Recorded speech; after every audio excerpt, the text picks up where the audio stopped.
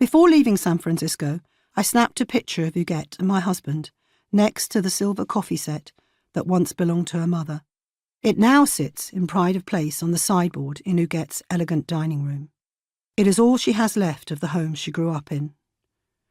It was a family reunion full of smiles and laughter that hid the darkness.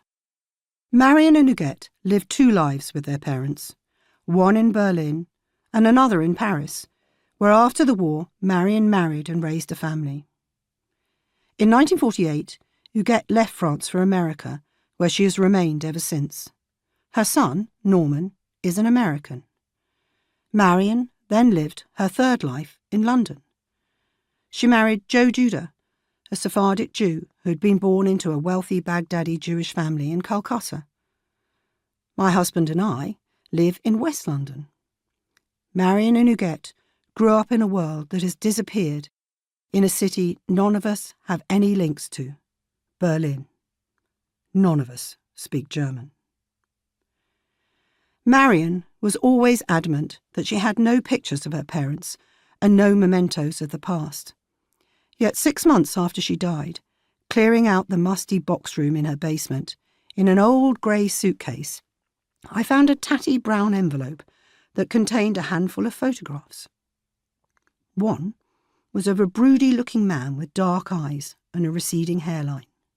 Another, in a tiny silver frame, was a young woman in a white dress, her long hair tied up by a large white ribbon.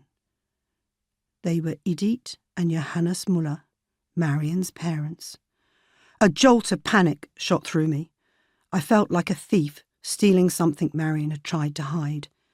But within moments, I knew that I had misjudged her. Marion was not sentimental. If she had not wanted the pictures to be found, she would have simply thrown them away. Huguette also claimed for years not to have any pictures from her childhood, but while we were in San Francisco, a collection of black and white photographs suddenly came to light. At the last minute, the story of their lives began to fall into place.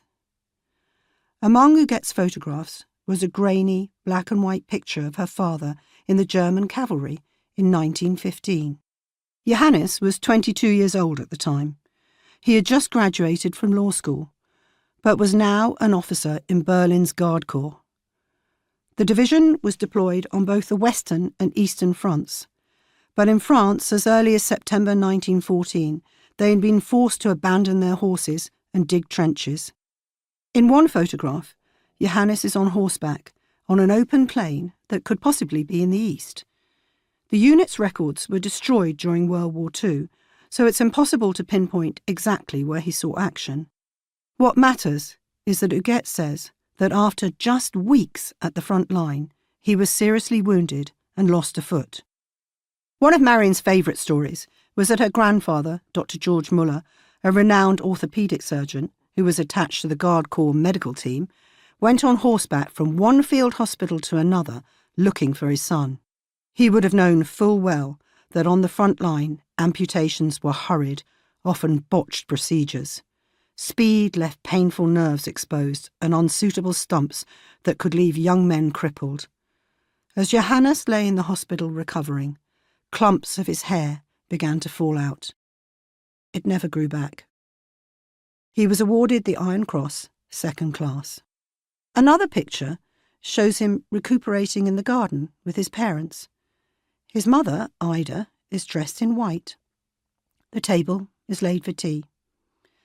Johannes would spend the rest of his life with a prosthetic foot, which he concealed by wearing boots. Johannes had been an exchange student in Paris before the war. When he returned to his unit in spring 1916, he was sent to the front line to work as a translator in the Somme. Not long after, on July the 1st, the British and French offensive began one of the deadliest battles in history, the First Battle of the Somme. Anti-Semites in the German army and the Reichstag blamed the Jews for the enormous number of casualties and singled them out as shirkers. In October 1916, the Judenzahlung, the army's census of Jewish soldiers, was ordered to assess their commitment to defending the fatherland. The dead and the wounded, as well as the living, were to be counted.